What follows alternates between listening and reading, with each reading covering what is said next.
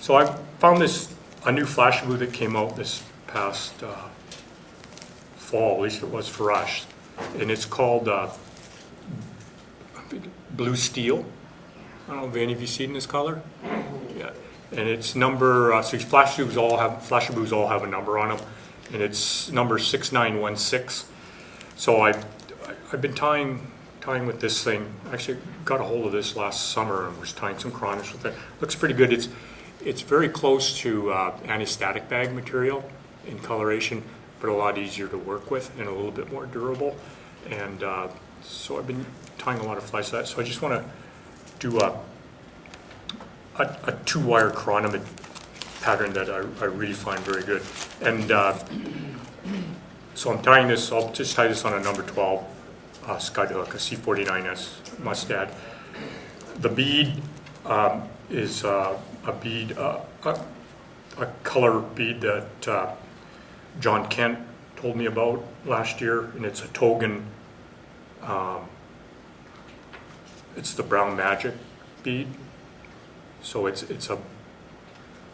like a rusty brown but bright colored bead. It's a superb color for beads. And I think the reason why it's such a good color is a lot of the wing pads on Chironomids are the cinnamon brown, and this comes really close to it. And yeah. Thank you. So you can order these. You can buy online from Togan, but he's got some great bead colors, and this is a really good one, really good one. So. Where do you get one on? Sure. ToganEnterprises.com.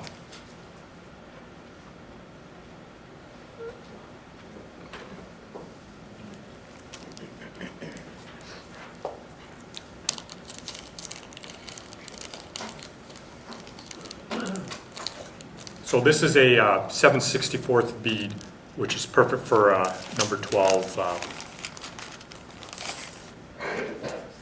Chironomid. So I'm just using the straight mustad. It's an 8. My 12s go. Have you told us the name of this fly? You know, it's just I just call them 2-wire Chironomid pupa, because the body's going to be the Flashaboo. The rib on this fly is a strand of black wire and a strand of red wire. And I just got to grab my 12.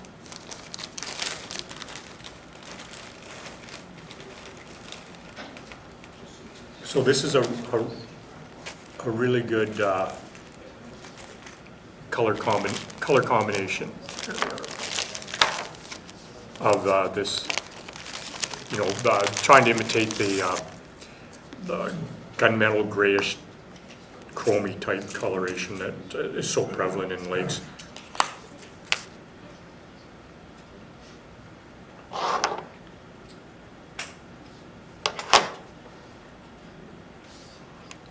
So we're just going to slip this bead on.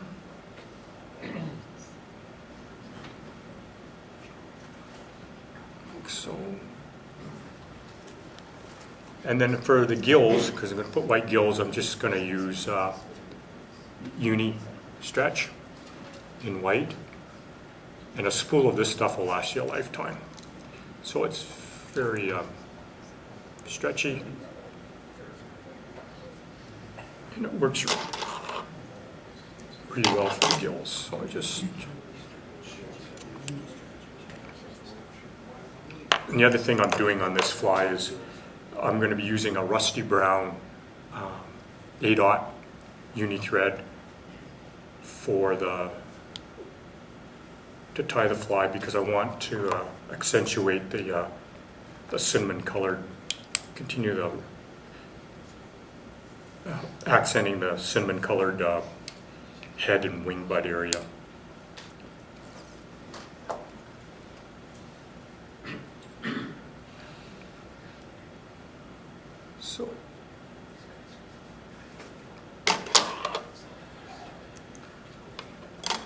So we'll take our uni stretch.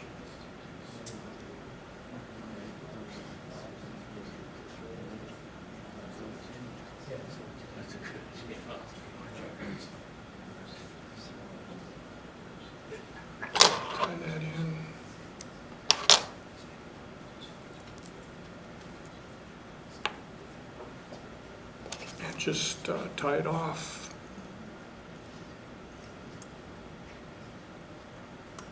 So slide my bead up, just roughly pin it there for now, and then retie.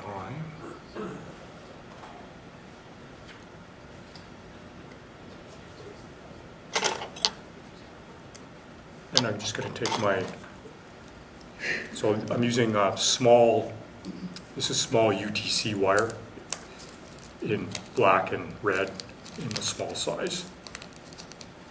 Just thought I'd get organized and pre-cut them.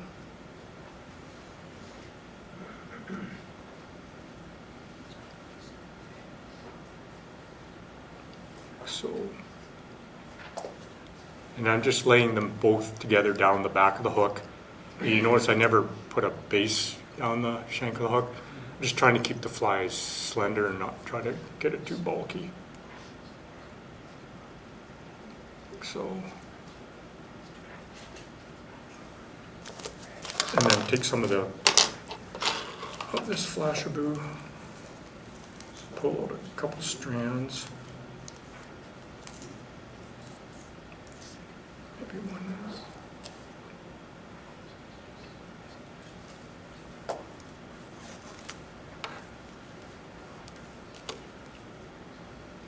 I just wet it because it's flashabou. It really gathers static electricity and it's just easier to work with. I fold it over, so now I've got I took 3 strands and folded it over, so now I'm dealing with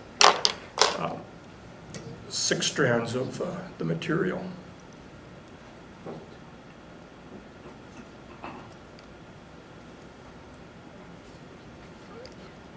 So, and then tied it at behind the bead, laid it down the back. Oops, cut one. Can salvage this. There we go. Like so.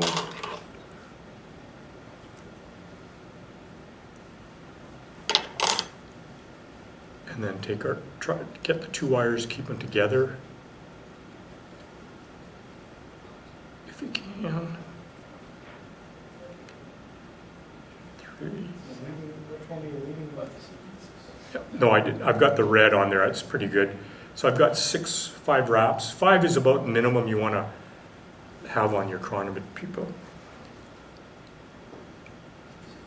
Just make sure she's good and lashed down. Brian, do you care which wire's in front of which one? Pardon me? Do you care which wire's in front of the other one?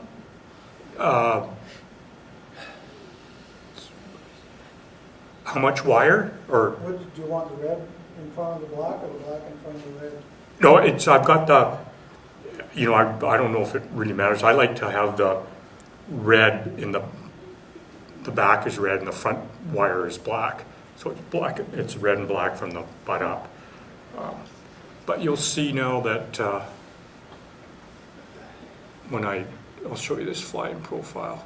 So the thread now, the tying thread now just accentuates the bead and gives it that rusty brown color that you see on a lot of the wing buds. So I've kept the fly fairly slender, and I kind of missed a bit there, so that's okay because I'm lacquering this. So there's the finished fly. See it there. So fairly slender body. And then I use, I'll lacquer a lot of my patterns with, this is called UV, it's a diamond, it's a UV diamond cure that I get from the UK. It's made by a company called Deer Creek. Right? So I'm going to take my glasses off to see this. Do they print expiry dates on your UV products? On the glue? I'm not sure. So I take the glue and just put a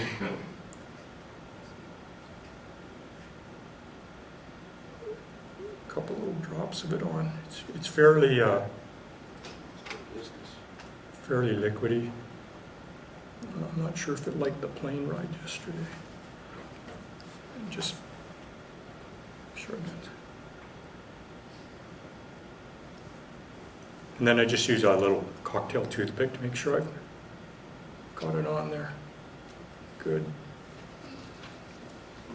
Like so. And then, so now I got a nice covering. And then you take a UV flashlight and just cure it. It's probably cured now. It should cure in just a matter of seconds. Like so. Is there a substitute for that material? Because you have to go online to order it. You know, I bought it online, but I know there's shops in the States that carry lots of it now.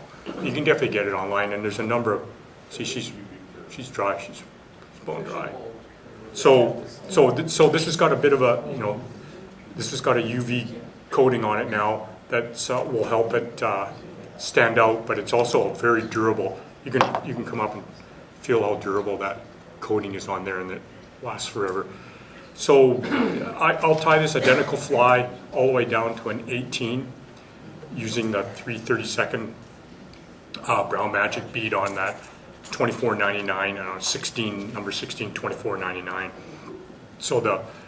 So when you end up with a body that's, you know, it's the whole fly's only about that long from there to the eye, and so it's a very good. This is a very effective pattern. The gray gunmetal coloration, it really does catch a lot of fish.